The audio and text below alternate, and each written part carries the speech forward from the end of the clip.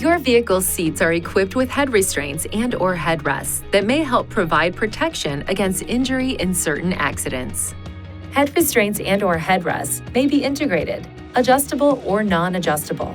Adjustable head restraints and/or headrests have multiple notches along the stalks to lock them in a desired adjustment position.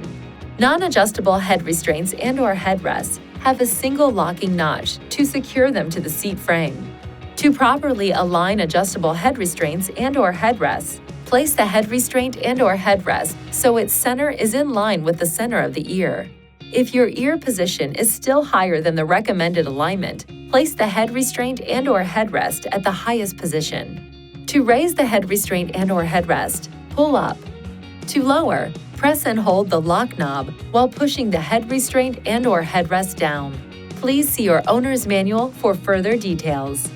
If the head restraint and/or headrest has been removed, ensure that it is reinstalled and locked in place before riding in that designated seating position.